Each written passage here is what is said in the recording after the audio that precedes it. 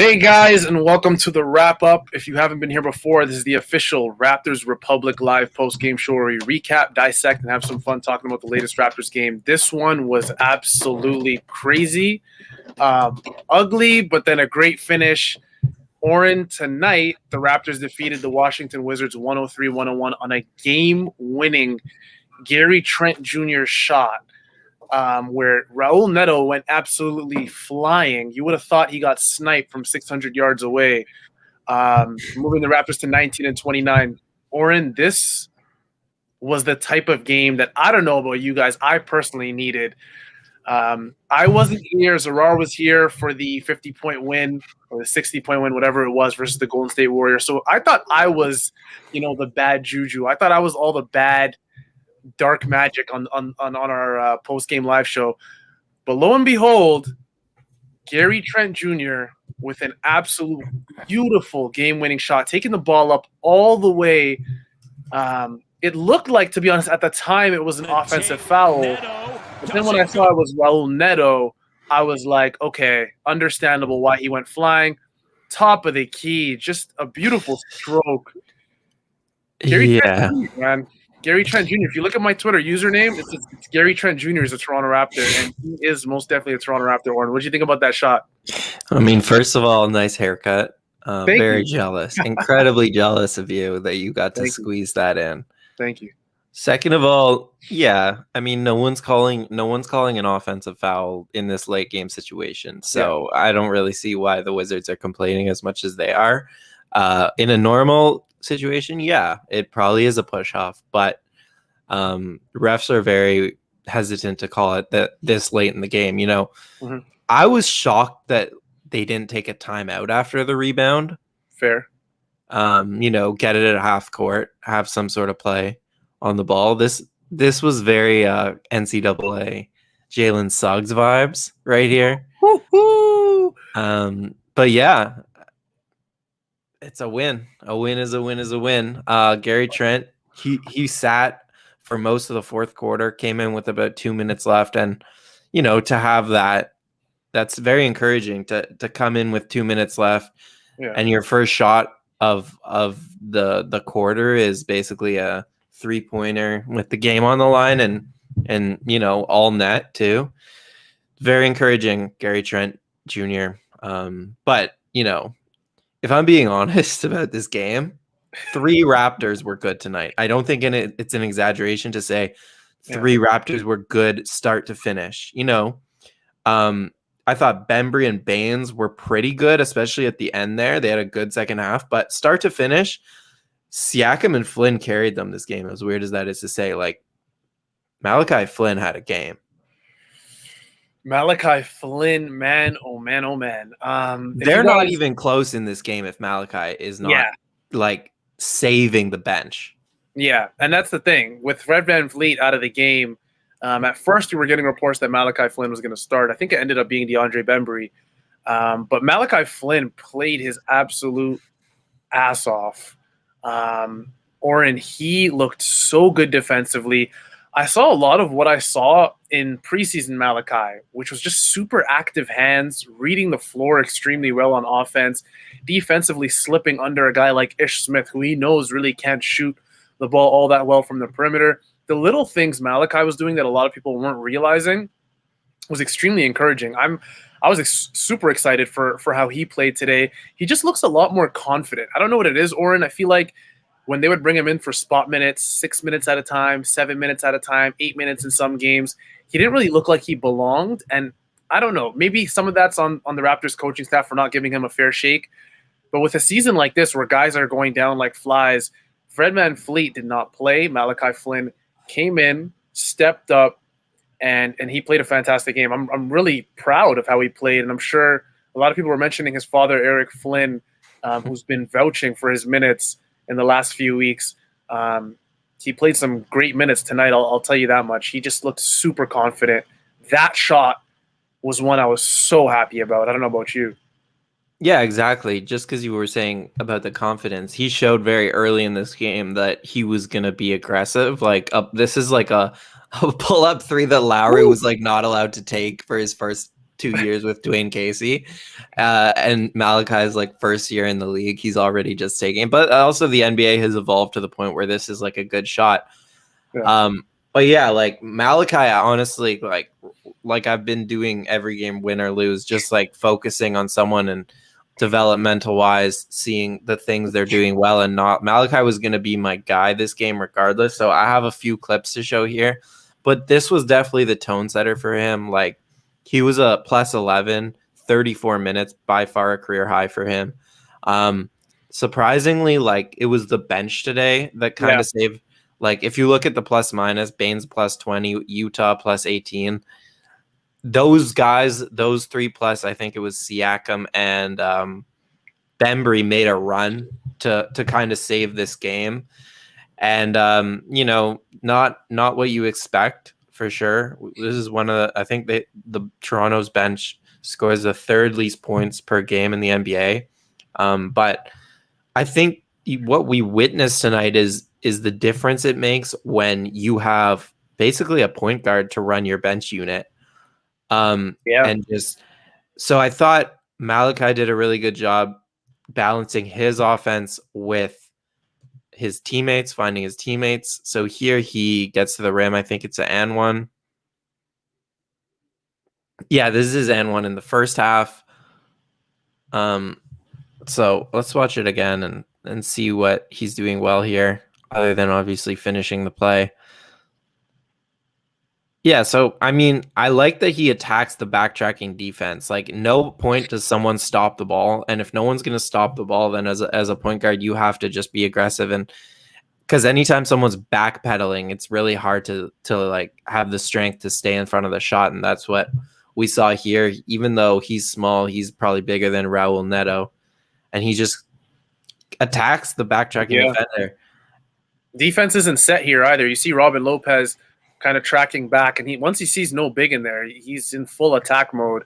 If you get a defense that isn't set like they are here, and they're still trying to track onto their man, Raul Neto to me is a guy that Malachi Flynn, I'm going to take that all the time, Malachi Flynn attacking Raul Neto, and he's a guy that, goodness gracious, he annoyed the hell out of me in this game, Warren. He was flopping all over the place and getting these weird, charge calls and drawing these offensive fouls. I mean, you could say that that's crafty of him, or that's just a veteran doing veteran things, but it was just annoying because even the last play, it's like, just play defense, my man. Like, what are we doing here? Gary Trent Jr. is dribbling the ball up.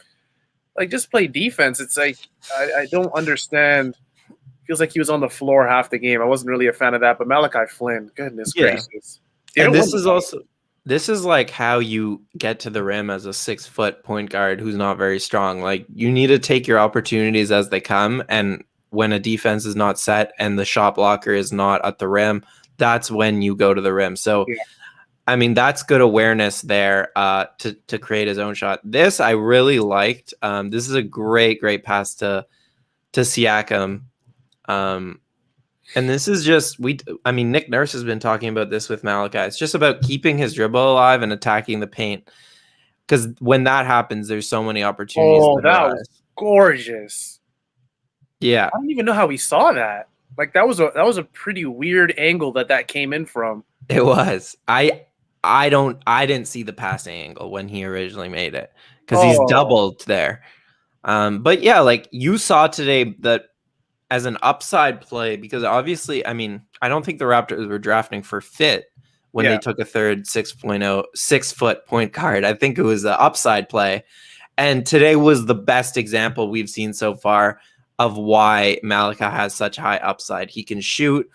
I mean, we haven't even gotten into the defense, which we should. No. He had like 4 steals tonight. He's a great defender considering it's his rookie year. His hands are amazing. He had that one steal where he ripped the ball and then found OG in transition for a dunk. So easily Malachi's best game of his career. He looked like an NBA point guard. Like, he didn't look out of place at all. Everything he was doing, it was a very well-rounded game from him. Both ends of the floor, shooting, finding his teammates, getting to the rim, and defense. When you see a point guard do all that, you have to be really happy. I know this is a cop-out, Oren, but honestly, I think Malachi's game, more than most players, really relies on confidence. And a lot of that has to do with him just being a rookie. I think he's coming in now to a situation where he knows Nick Nurse is going to rely on him a lot, especially if he's producing while he's on the floor. So for me, Malachi, you can almost see it in his game. Like I said, when he plays those games where he's only getting 4 minutes, 8 minutes, 10 minutes, he looks like he doesn't really know what to do. He'd rather play off ball than on ball. This game, he was like taking it by the throat. We saw that Fred VanVleet-esque ball rip that you mentioned. He literally grabs the ball out of people's hands. I forgot who it was. I believe it was Gil on the Wizards. I don't know what his first name is. Honestly, I didn't even know, with all due respect, that guy existed. But rips the ball out of his hands completely, runs down the floor, and creates. So for him, with Malachi, a lot of it is just developing a consistency that's honestly, I think with Malachi, the Raptors are at the point of the season where he needs to play a lot. He almost has to play a lot. He has to be in that 15 to 20 minute range, if not a little bit higher, even when Fred and Kyle are there, for the simple fact that not only is he one of your best bench players, one of your best rotation players, but Malachi Flynn, to me, defensively is a guy that, and then offensively, he just has to be on the floor. He's one of the best playmakers. And speaking of playmaking, DeAndre Bembry did a great job of that today. Shout out to him. Yeah, I mean, real quick before we get off Flynn. Yeah. The Raptors haven't had a point guard to come off their bench since, Fred VanVleet and the bench mob. Yeah. After that, the last couple of years, it's just been Norm's the sixth man. And then you kind of, obviously separate VanVleet and Lowry, but the bench unit has always been like very hard to find offense from. Like last season, It was the Lowry Ibaka pick and pop was like, obviously a nice play, but we haven't had a guy to come off the bench and just like let the starters play their game and let the bench have another game since the bench mob. Am I here still? You are 100% here with us. Okay, good. But you can get excited for next season, just Flynn being that sixth man. Obviously, assuming the bench has some more pieces to help him, and just kind of building that second unit around him, knowing he's like a great pick and roll playmaker. Yeah. I'm really excited to see what they can do next season. Oh, man. I honestly can't wait. Malachi Flynn, I mean, he's proven that with Fred or in and out of the lineup, he has to play. He just has to be part of that rotation. There's no more of this, play him 6 minutes, 8 minutes. We can't see that anymore. Malachi today proves that, and yes, he's going to have his ups and downs. He's going to be a guy. Oh, I'm here by myself now. This is nice. He's going to be a guy that, for me, Malachi Flynn, he's going to have his ups and downs. Just like I said, Gary Trent is going to have his ups and downs. For me, Malachi Flynn, and I know a lot of people are talking about him in the live chat. Honestly, most people are talking about Gary Trent Jr. Deservedly so. He did hit the game winner today. So shout out to him for that. But Malachi Flynn's a guy that he had such a great game tonight. And with the position that Toronto is in, he almost has to play a meaningful role in the rotation and in this game for the rest of the season. And that's honestly just it. It looks like Oren's on his way back, which is good. Again, guys, the Raptors won tonight's game 103-101 on a Gary Trent buzzer-beating shot. Oren, can you pull up? By the way, welcome back. Yeah, thanks. My computer's a little acting up right now, but we're back. We're back, baby. No, we're good. Can you pull up that Gary Trent buzzer beater for us one more time? Yeah, for sure. I honestly, and if you know me, if you follow me on Twitter, I'm a massive Gary Trent Jr. fan. I tweeted months ago that he, if you take away the Raptors and then you take away the stars of the league, Gary Trent Jr. is probably my favorite player in all of basketball. Again, take away the Raptors and take away the stars. I guess you could say my favorite role player or whatever you want to say, but just this shot was great. Who was that missed the shot? Was that Neto? Yeah, that was Neto because he's obviously so. Or Ish Smith, yeah. Yeah, I mean, the Raptors, what was the play before that? I can't even remember. Yeah, but I honestly didn't remember either. At the end of the day, like I was confused with some of Nurse's decisions this game. For example, not starting Malachi in the second half after the first half he had, and then also not taking that timeout after they got the rebound here. I thought with 4 seconds left, you want to advance the ball. But I also understand attacking the Wizards defense in transition was doing good things all game. Absolutely. The Wizards, they were struggling really to get back and to get into formation in transition. So I understand the decision in hindsight, and obviously Flynn, you got to give credit where it's due. I mean, not Flynn, JTJ. JTJ, yeah. Got to give credit there because as we know this season, we haven't had many Raptors who could come up in clutch situations. So definitely nice to see that he has that, he wants the shot. Siakam wants it, but he wants it and he hit it. So this is hilarious. Oren, you know what? I'm not even looking at the shot anymore. I'm looking at Raul Neto. This guy, is this Call of Duty Warzone, buddy? He went so far. He got sniped. Look at this. You would have thought that was OG Anunoby pushing him. Oh my goodness. Yeah, that was obviously normally you guys know I do the wrap up turning point segment, and that honestly was the turning point. Gary Trent Jr. hitting a game winning shot. I could watch this literally all day for many reasons. Raul Neto being one of them, getting sniped, but Gary Trent Jr. I had a feeling honestly this was going in for the simple fact that Gary Trent Jr. is a very, very good off the dribble shooter from three, Oren. And honestly, I watched him in the bubble, and yes, I saw this, like, I guess you could say attribute of his in the bubble, but I thought he was more of a spot up guy more than anything. And he's proved that when it comes to shooting from the perimeter, he can do almost anything it takes, really. Yeah. Shout out to him. Quick shout out to Samson Folk, who wrote a really good piece about Gary Trent today at raptorsrepublic.com. Go check that out. One of the things he touched on was, I think he said he's a 37% not spot up shooter off the dribble, so pull up shooter. And yeah, he has moves that he's very comfortable, such as that step back. He hit one from the corner today. He also has a side step, like a pump fake and go. So Gary Trent's very comfortable pulling up, even in the mid-range too. It's really the next thing is getting to the rim, finishing with his left hand, which I touched on last episode. But he had an overall pretty good game. I definitely want to touch on Siakam because I thought he really carried the starting unit for most of this game. Yeah. I'm looking at the box score here. Siakam missed 4 shots this game. He was 10 for 16. All 4 were threes. So he hit every single field goal he took inside the 3-point line. And he did a better job pushing the pace than we've used to seeing from him this season. He's really struggled to kind of find his transition game this season, where we got really used to it last season, obviously, but he's unstoppable in this situation. There's 3 defenders collapsing. It doesn't matter. Like, if he has a backtracking defender, he's really unstoppable because he has that combination of size, strength, and just length to finish over guys. So yeah, like 2 steals, a block, 3 assists, 5 rebounds, 10 for 16 for 22 points. Like, Siakam's had an interesting season. Hoop Goose tweeted recently that, like, the weird thing is that he said basically Siakam's actually been better this season than last. So he was saying it's weird that people are so critical of him. I think, like, I'm not sure if I would go so far as to say he's had a better season than last, only because it's been so inconsistent. Exactly. With injuries and COVID and all these back-to-backs. Like, it's hard to judge him on the second night of a back-to-back because it's just they're asking too much from the core guys.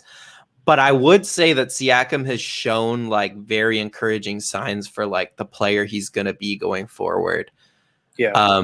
So maybe I would probably still say last season overall, he was maybe a little more valuable. His 3-point shooting, for example, obviously was much better last season. Much better.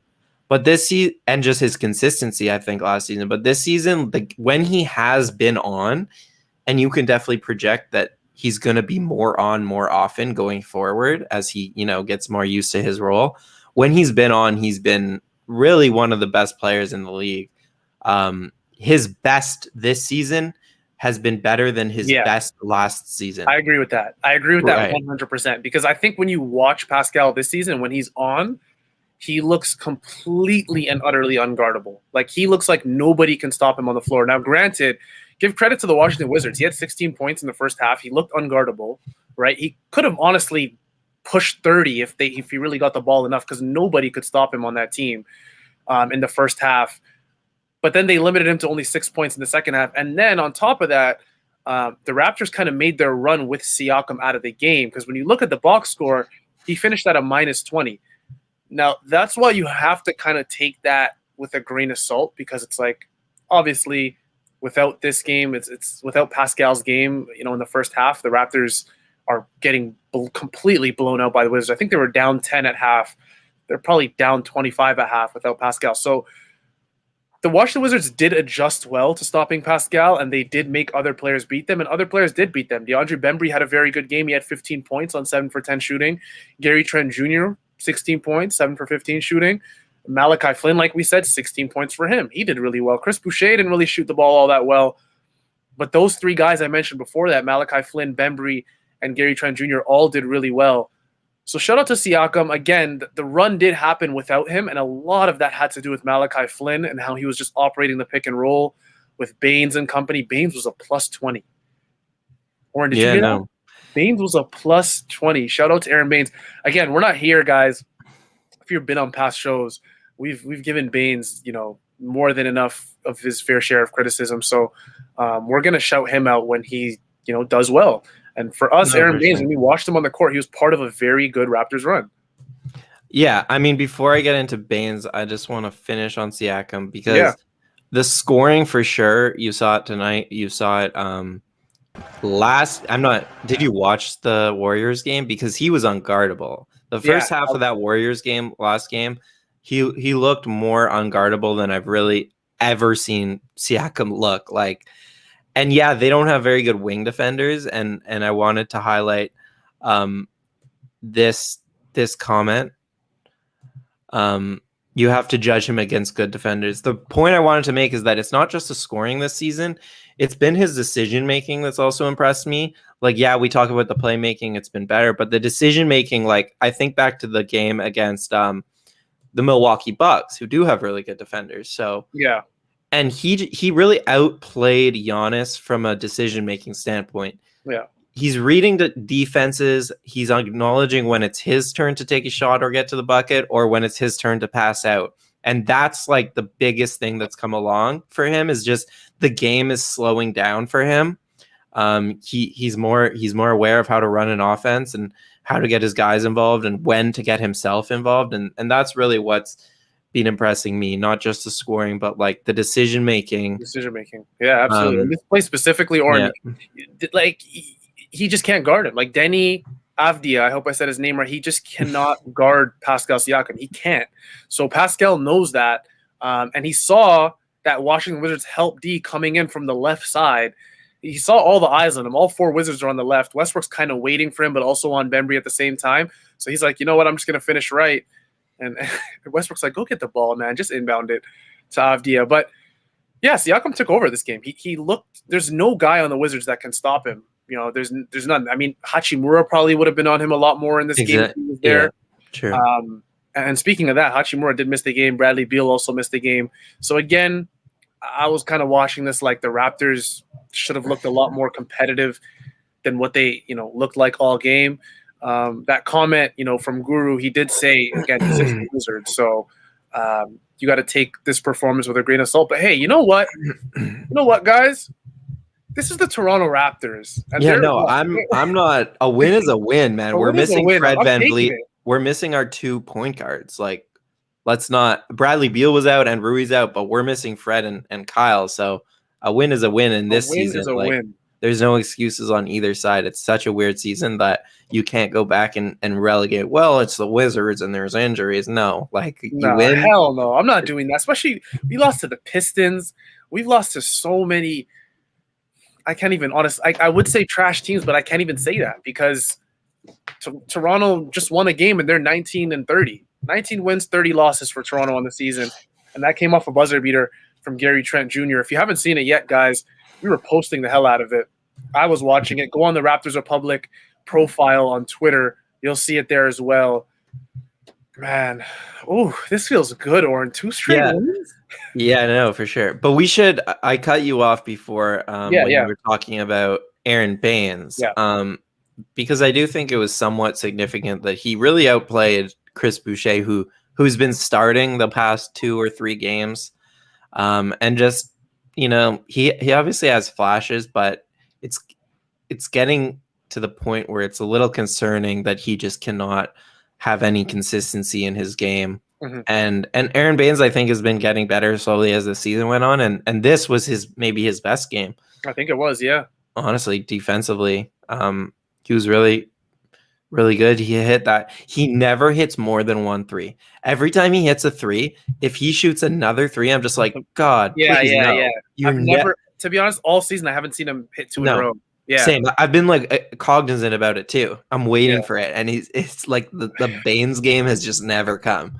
But yeah, he hit 1. So what are you gonna do?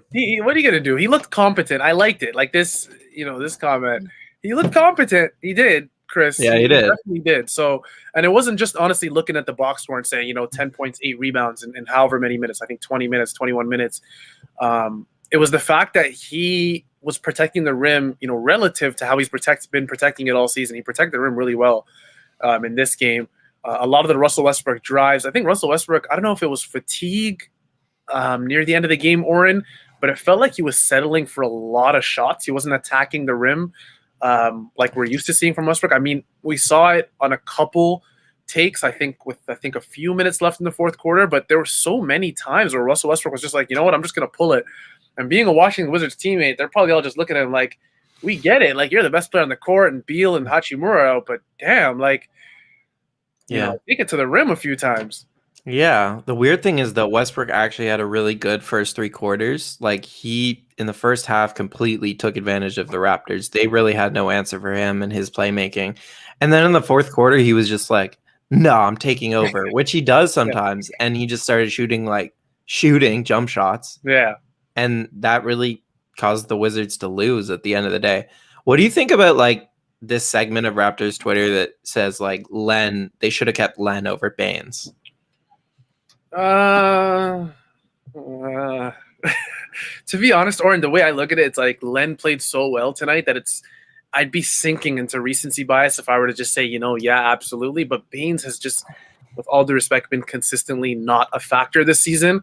Mm-hmm. And Alex Len, we saw him in spot minutes when he was on this team in Toronto, and he didn't look good either. He looked like, honestly, like a waste of space, with all due respect. But I mean, sure, like they're both, to me, they're both below average backup centers. So, and they're just in situations where they find themselves starting here and there. So, would I take Alex Len? I don't know. Live comments. Would you guys take Alex Len over Aaron Baines? That's tough. That's actually a very good tough question. I think in a vacuum, I would take Len over Baines this season, but there's like one thing you have to consider is the contracts. Like, Baines is on a 2-year deal. His next year is unguaranteed. So that's like a good trade chip too. More money, unguaranteed second year. It's a trade chip to match salaries, whereas Len, I think, is on a minimum for 1 year. But in a vacuum, like, I think Len fits in more systems as like a drop center, drop big, who can defend the rim. But the Raptor system is a weird one that we saw how he played in our system. He was bad. So it's really revisionist history to see him in Washington and then be like, oh, he should have played for Toronto. Like, when he was in Toronto, he was just not playing well. So yeah, I'm sure the more reps he got in that system, it could have come along, but they obviously thought like he's just not going to really fit the system because the Raptors don't play a drop scheme, and that's probably all he can really play. So it might just be as simple as the system fit. Scheme fit. Yeah, absolutely. The Raptors love switching everything. And to be honest, it's not even us. That's not even us saying Baines fits the system to a T, because he doesn't. I mean, seeing Baines switched on to anybody that's, shorter than 6'8" scares the living hell out of me. So for me, it's not even that. I think they're both weak fits for the system, but Baines fits it. I guess you could say a lot better than Len. Len is very turnstile-ish. You know, when teams attack him on pick and rolls, he reminds me a lot like Enes Kanter, where he just can't move. His feet get Yeah. stuck in the mud. So I think Len is pretty good north-south, but the Raptors yeah, asked their bigs to come to the screen. So to meet the big man wherever it is, usually at the 3-point line instead of dropping. And I think east-west, I think Aaron Baines he has a little bit of better court mapping. He's a little more aware when he's going east to west or trapping, stuff like that. But yeah, yeah, it's close. It's close. it's very close. And in the first half, Oren, I was kind of, like I said, I was concerned because Toronto I felt like they were focusing a lot on Westbrook, so much so that yes, I was happy with the way they were kind of containing Westbrook. I mean, I was going back and forth between the Wizards broadcast and the Toronto broadcast, and the Wizards broadcast kept mentioning how Westbrook's close to a triple double. Oh, we're about to see a first half triple double. I don't know at that point what the Raptors broadcast was saying, but that's literally all the Wizards broadcast was mentioning. So in that sense, I mean, box score wise, sure, they weren't containing Westbrook, but in terms of scoring, absolutely. But the problem with that is Westbrook has seen every coverage thrown at him. He's been in the league for a very long time. So he knows when you have a guy down there waiting for him, when you have switches waiting for him, he just has that intuition, that instinct of who's going to be open. And then you saw, I forgot what his name is, Garrison Matthews. Yeah, he's a good shooter. They have like 6 created players on that team. I have no clue who half these guys are. Garrison, Man. I saw a guy named Chandler Hutchison. Yeah, shout out to Chandler Hutchison. He went to Boise State with my roommate. That's the only reason I know Chandler Hutchison. Yeah. Okay. Garrison Matthews had 17 points at the half, Oren. He finished with 17, so it was good that they got a hold on of him.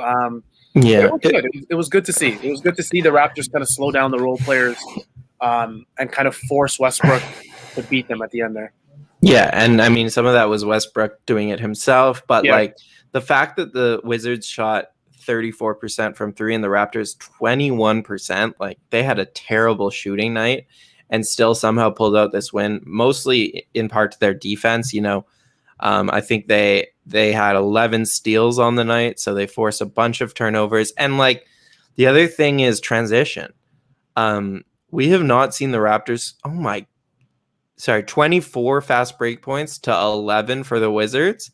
And then points in the paint, 64 for the Raptors, 34. Yeah. So a lot of those obviously come in transition. Like we have not seen the Raptors this season score very efficiently in transition. I think a huge part of that is fatigue. And then another part is like the bench players just really struggle when they're forced to be in like fast-paced scenarios and make quick decisions. It was much better tonight from everyone, even the bench guys. Even like Utah had a really nice pass to OG in transition. Yeah. And this is the other thing with Flynn, and people were talking about this on Twitter too, and so I'm stealing people's thoughts, but it's very true. Flynn is already ahead of Fred VanVleet when it comes to his playmaking in transition. Yeah. Not overall playmaking, but in transition, Fred really struggles to acknowledge whether there's a shot blocker there and whether he can go up or whether he should pass it to his teammate and when he should pass it to his teammates. And it ends up in honestly Fred getting blocked a lot or passing it to his teammate at the wrong time. But Flynn just has just like a good IQ, like a really good feel for the game. He knows, he had that one pass to OG in stride. OG takes 2 steps and dunks it. He had his own finishes and transitions. He's just really impressed me. I think he really led them in transition, him and Siakam today. Yeah, Flynn looked absolutely fantastic in transition. We showed the pass he made, which wasn't necessarily in transition, but the pass he made. Flynn for me. It's that when he gets in very tough positions on the court, he just does really good things that sometimes you don't see Fred VanVleet do.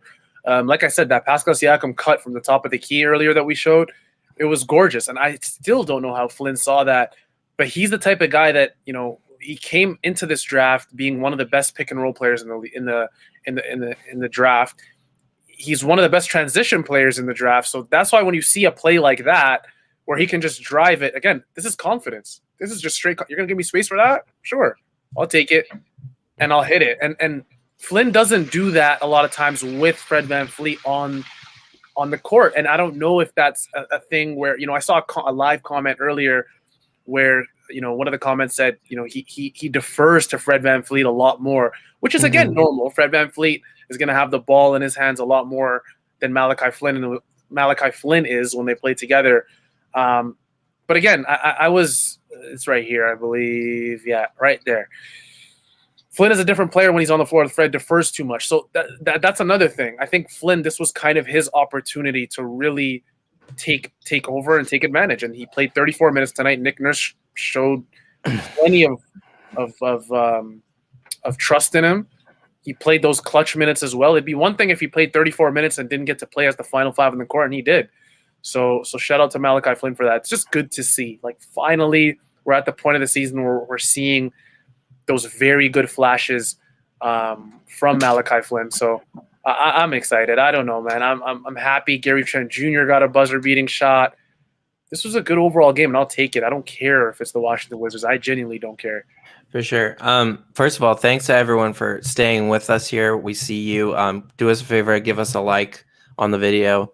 Yep. In terms of, I agree with you that when Fred is out there or Kyle, Flynn is much more hesitant. I mean, obviously he doesn't have the ball. He's talked about how not having the ball in his hands as much as he did in college is one of the reasons why his offense has been slower to come around. I think a lot of point guards rely on the feel to kind of get going as the game goes along, having the ball more. But Nick Nurse has a really tough job, I think, with this team because there's a lot of offensive players who are good and not great. And it's really been a struggle to figure out the pecking order, I think. And that's what we've seen all season. Like, one of the biggest problems I have with this team is sometimes it just feels like one guy goes and then the other guy goes and then he misses and then the next guy has his try, rather than a cohesive system where people know which shots they're getting in which places, like we saw last year. People really, last year, it felt like they knew where their shots were coming from.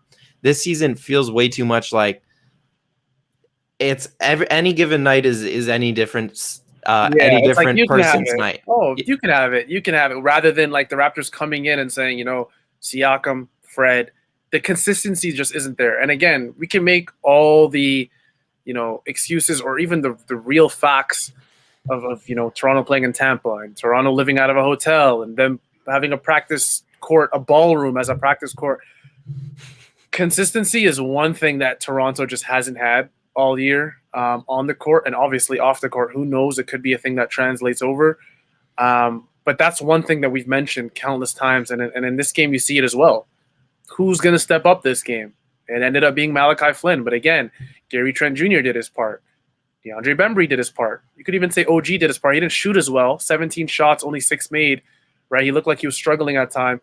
But defensively, he looked amazing. I don't know if Westbrook scored on him once. And if he did, I really want to see Westbrook's percentage on OG because OG was making it super tough on him. Night. Yeah, go ahead. No, I was going to say, Oren, my tweet of the night was from the Raptors Twitter account, the official Raptors Twitter account. And this was just great vibes, man. The vibes, Oren. Look at OG's face, man. Do you guys ever see OG? See, that's the thing. When OG smiles, we know something good's happening. Look at all these guys. Look at Utah in the top left. Baines somehow already has his mask on. What the hell? How did you get your mask on that fast, my guy? You see Bembry all the way in the back. Running on the left. This was vibes, man.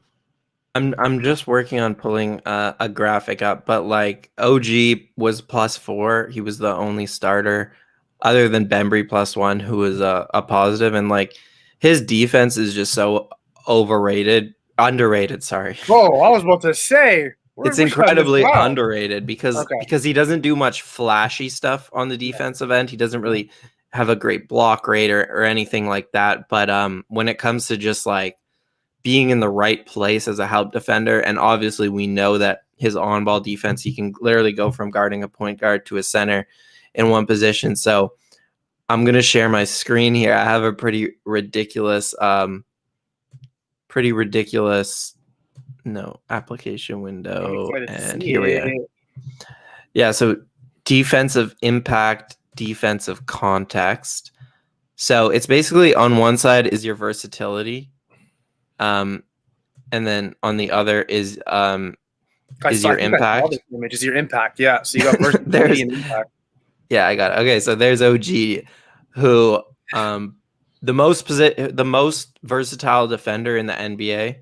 So that means his matchups are difficult, and it means his matchups are 1 through 5, and then on the y-axis, right? That's the upper one. So I haven't been in school in a while. You're talking to a math professor here. Really? No, I'm playing with you. No, absolutely. Oh, okay. Well, gotcha. Yeah, obviously by far above average, and like defensive stats are very iffy. Like I don't trust them all. But this checks out in terms of like a guy like Rudy not being very versatile, but being very impactful in his role. And then a guy like OG, who I would argue is, where's Ben Simmons? Yeah, Ben Simmons right here. That's unfortunate, yeah. Philly fans, a little bit behind here, but yeah. A little bit behind there. You see Covington there right above Ben Simmons as well, right above OG Anunoby. Not as versatile, but a little more impact. OG, and this is the thing. With impact, it's like OG's kind of been screwed this year where it's like he's been thrown on 260 and 70-pound like behemoths. So is it fair to really judge his impact compared to a Covington who I guess you could say primarily has been guarding 3s and 4s this year, whereas OG has primarily been guarding 4s and 5s? Is it fair to judge their impact? Probably not. Right. OG, again, those 3 guys you see there, OG Anunoby, Robert Covington, Ben Simmons, and even just behind Ben Simmons, you see Jimmy Butler, if I'm not mistaken. Those 4 guys, maybe not Jimmy, are probably, I want to say, the only players in the league, other than Giannis, maybe, that can guard 1 to 5 at an elite level. I'm trying to think of other guys, Oren. Sorry, which 3? OG, Ben Simmons right behind him, and then Covington. Covington, obviously. I can't put Covington there. Yeah, maybe not 5s for Covington. Giannis, maybe. Yeah, Giannis probably will struggle on 1s. So same with Covington. But yeah, like I think also OG's defensive impact would be higher if the Raptors were a better defensive team around him. That's the thing with these stats, is that they also depend on your teammates a lot. And his team behind him has just been bad and all over the place this season. So, I just wanted to bring that up because defensively, OG is really the glue that keeps the Raptors together this season more than ever. Yeah, absolutely. The thing that sucks is that he's really not. I really don't think he's going to get an all defense nod because the injuries and the COVID. He's just missed. He's been too on and out, in and out of the lineup this season that I think people are going to kind of forget about him, but. Obviously, he's been deserving while he's played. Goodness gracious. I'm literally just scrolling through, Oren, this Twitter timeline of mine, and Gary Trent Jr., every last human being is talking about Gary Trent Jr. So shout out to him, man. Shout out to OG. I really, really, really hope in this lost season for the Toronto Raptors that OG gets rewarded for the type of defense that he's playing. Yeah. You guys saw it, the image that Oren just showed you. This guy's one of the most, if not the most versatile defensive players in the entire league, can guard 1 to 5 at an elite level. So I hope, we'll see a first team or a second team all defense. And it's good. He's getting a lot more coverage, I think, out of Raptor circles. I've seen some national writers mention OG. I've seen some national writers mention Fred VanVleet. And I think it's cool that the Raptors have 2 guys at different positions that are probably top, I want to say 5 in their position defensively, and that's in Fred and OG. So that's incredible. And then Malachi Flynn is a guy who could get there. Honestly, 4 steals, 3 blocks today. He's very similar to Fred in his ability to dig and find loose balls and knock them out of big guys' hands when they're not expecting it. He's very good at doubling when, at the right time when person's not looking. And those are just box score stats. Like the steals and blocks is great. Like I love it. But if you're really watching the full Wizards game tonight, me and Oren were obviously locked in. You saw Malachi Flynn. There's countless amount of times Neto, I believe Garrison Matthews, is that his name? Garrison Matthews. Those guys were driving on a Malachi and they couldn't do anything. Laterally, that guy is just a defensive maestro. You can't really get past him. And if you do, it's going to be a tough shot. You even saw it on that little bounce pass. It was a bad pass. I don't know if you want to blame Oren, Chris Boucher, or Malachi, top of the key. It gets taken away. Boucher's kind of looking at Malachi Flynn like, what the hell's going on? It's a transition opportunity. Neto goes all the way, and Malachi just plays it absolutely perfectly. Goes straight up, hands vertical into the sky, and that was another great play from Malachi defending that shot. So, again, stars of the game, Oren, I don't know about you. You know, probably Gary Trent Jr., obviously, because he made the shot. Pascal Siakam, and then for me, the star of the game was Malachi Flynn. Same. I thought he was probably there. Him and Siakam carried this team, like really carried a lot of weight, which is we haven't seen it enough this season. Like he's not a star, but like the stars stepping up when the team's been injured and out for whatever reasons. But this was a good example of that happening. And the Raptors have 5 games in 7 days. 5 games in 7 days coming up here. They have one against the Lakers tomorrow. So, like, I'm not going to believe this play-in hype until they win a back-to-back, because that's really been their struggle. Is second night of a back-to-back. I think they're 1-8 or 1-9 on the season. They don't have the legs under them, and they don't have enough bodies to rely on their bench. So because this season is just unlike any other, it's more compact than ever. We're gonna have to see them win a couple of those games before they're really gonna have a chance to climb up the standings. Yeah, for sure. And again, Oren, you got the Los Angeles Lakers tomorrow. No LeBron, no Anthony Davis.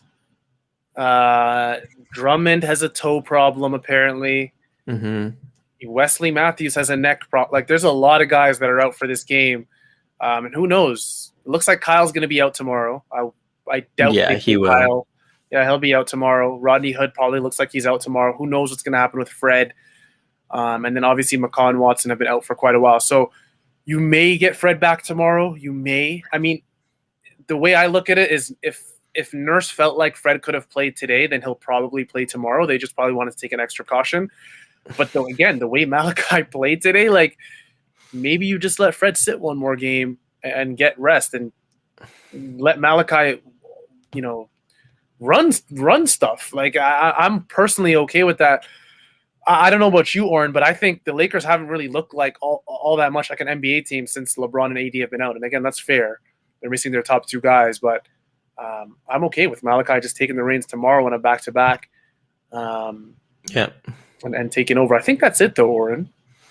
No, yeah, that's it for me. They gotta prove it on the second night of a back-to-back, and then we can start talking playoffs. Once that happens, we'll start talking. Absolutely. Shout out to the 130 plus live watchers, listeners, all across YouTube, Facebook, wherever you guys are. We appreciate the likes, all the live comments. I don't know, Oren, how many live comments you and Zarar got on the Warriors 100,000 point win they got a couple days ago. Yeah, Saturday, Friday. People really show out when the Raptors win. When the Raptors lose, it's crickets on here. It's crickets. Yeah, it's understandable though. Yeah, it is. The Raptors fans have gone through it. Guys, we're here on losses too. We're here on losses too. This is honestly, I consider, if you've been here before, I consider our losses group therapy session. So why not join us? This was fun though. Raptors won 103-101 on a Gary Trent Jr. buzzer beater. We really appreciate all you guys watching. This was the wrap up, your Raptors Republic live post game show. Before you guys leave us tonight, again, we need you to like, comment, and subscribe to the Raptors Republic channel. Turn on the post notifications if you haven't already. We want to thank our sponsor, RF Qureshi from Remax, for supporting the show. This was the wrap up, your Raptors Republic post game live show with myself, Sahal Abdi, again with Oren Weisfeld. We'll see you guys tomorrow on a back-to-back versus the Los Angeles Lakers. And hey, guys, if we win, we better see just as many of you guys here as tonight. I don't care about no Gary Trent Jr. game winner. Take care, guys. Peace.